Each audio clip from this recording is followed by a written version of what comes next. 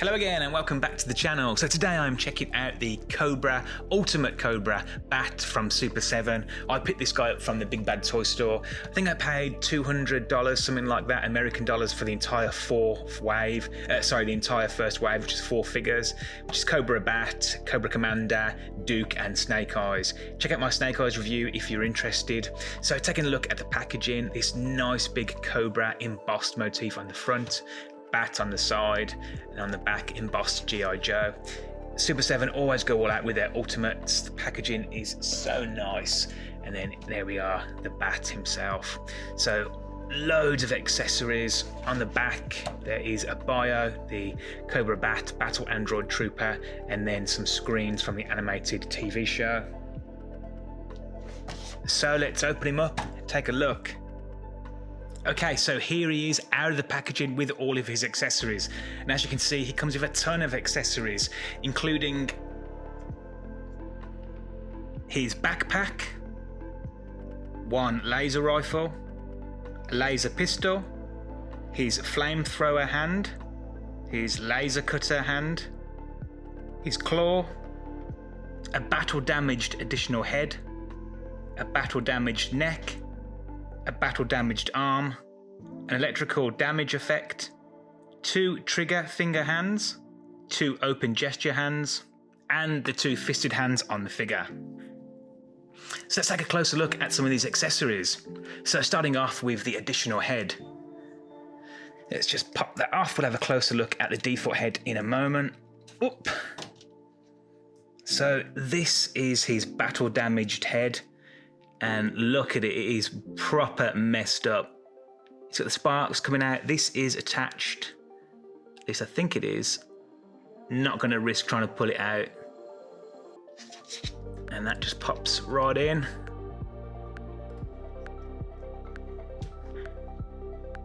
Wrecked. He also comes with the battle damaged neck piece. So he's had his head completely blown off. And that just sits in.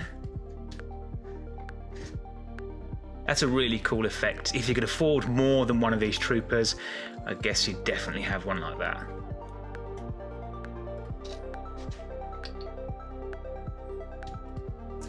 And then he comes with this prop arm.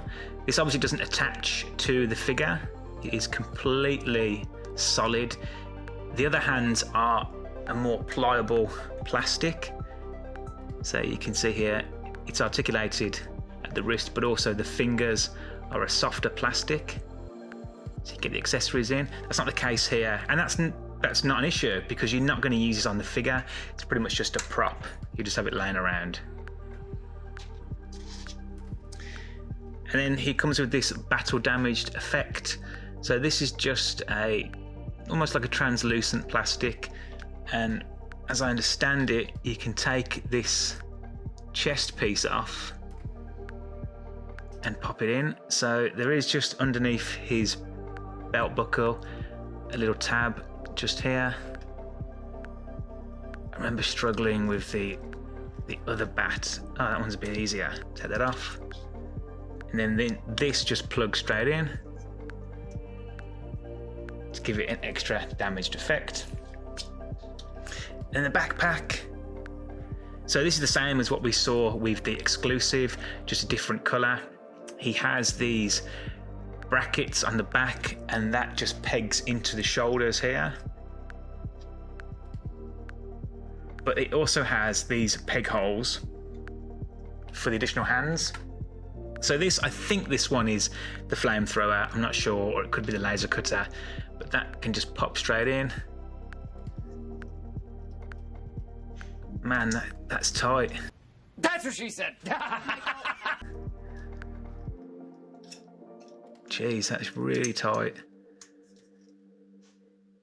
There we go. And then the claw as well.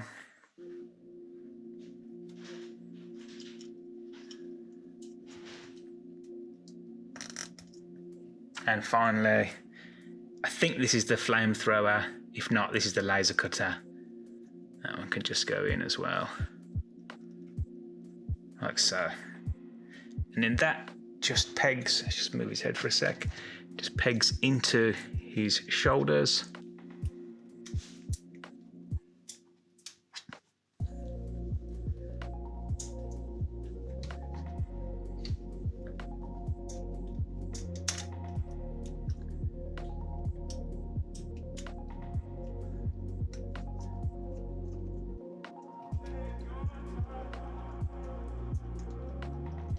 Yeah, it's not the easiest. There we go. Just get rid of that. Okay, and then moving swiftly on. The laser rifle. Just a flat matte black, but that's all you need. A solid plastic. And then finally his laser pistol. And then just very, very quickly, the trigger finger hands. So these are also articulated, but these are articulated up and down, whereas the others were left to right, or rather forwards and backwards. So heaps of accessories.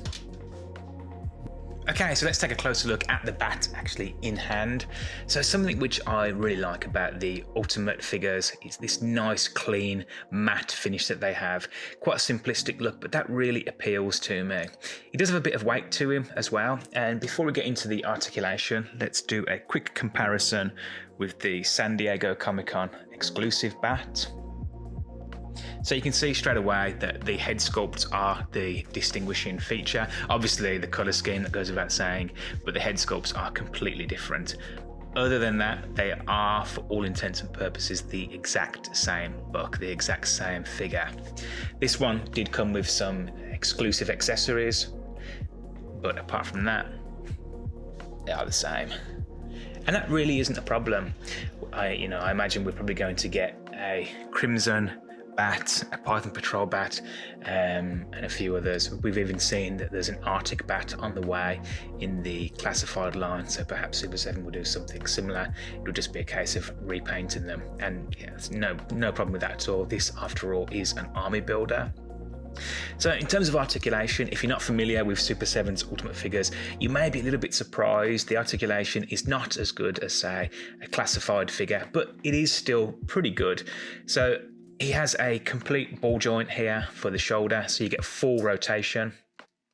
He does have bicep swivel, single jointed elbow, and then there is a peg here at the wrist, so that does actually rotate. That would be the piece that comes out, and then there actually is a hinge as well for the wrist, and every hand is articulated. The neck gets full rotation, or rather the head gets full rotation, and then about that much down and about that much up. He does have a very limited ab crunch. You can get him probably a little bit more than that. Any more and you're going to pop him off. He's a peg between the waist and the hips. In fact, let's just quickly pop him off. Oh, there we go. So yeah, too much crunch and it's going to pop off the peg, but just pop him back on. So he gets about that much back. He does get full rotation. The belt is a softer material, so it doesn't really hinder it. That's a nice touch. And in the legs, again, this is an issue which we had with the San Diego Comic-Con exclusive. This is almost certainly going to restrict his leg, and it does. It naturally just wants to pull it back down. So that's a shame. I think maybe they could have come up with a better solution, or even if this was peggable so you could remove it, but unfortunately it's not. So that is a problem. And similar to what we saw with Snake Eyes, this big booty that they have prevents any backwards motion with the leg. Single jointed knee. He does have a boot cut, and then a rocker at the ankle. So the articulation is as I expected. Again, a bit disappointed with this, but other than that, no surprises.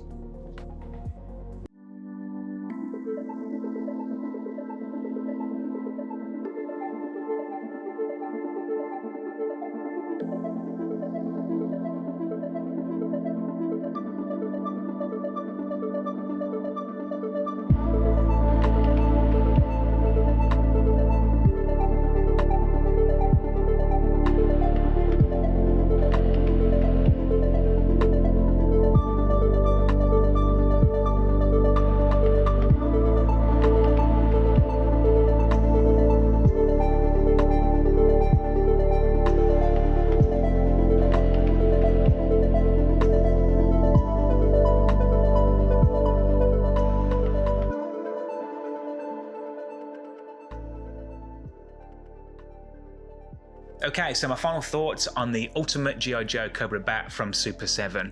Now this is essentially the same figure that we had from the San Diego Comic-Con. I say that because essentially the figure is the same, but it's the accessories which really stand this apart. There are, however, a few bits and pieces, a few minor bugbears with that exclusive figure that have carried over here, namely that backpack. For me, I'm not a fan. It looks nice, but getting it into the pegs, it just feels quite stiff and it doesn't really stay. Also, the heads, as nice as they are, they're difficult to get pegged in all the way, and particularly that neck piece, once it's in, getting it out is a real challenge, and I did feel like I was going to damage it pulling it out. But on the plus side, I'm really pleased to report that the hands have been improved. My exclusive figure had very tough hands, and getting the accessories in felt like I was scratching the paint. Fortunately, that is not the case here. They're a nice, soft, pliable plastic, and getting the accessories in is really, really easy. But where this one really stands out are those accessories. You get so many different choices for display. It's just a shame that he's $50 because for an army builder, having 2 or 3 on the shelf with all those different looks would be great, but it's pretty pricey. But I guess I'm just gonna have to change him every now and again. Overall, I'm really pleased with this figure and I can highly recommend him. He is still available on the Big Bad Toy Store, so don't delay, grab yours while you can. I will be reviewing the other 2 left in this wave, so Duke and Cobra Commander, so stay tuned for those. I certainly hope that you've enjoyed this review, and if you did, please leave a like and do consider subscribing. It helps me grow the channel. Until then, take care.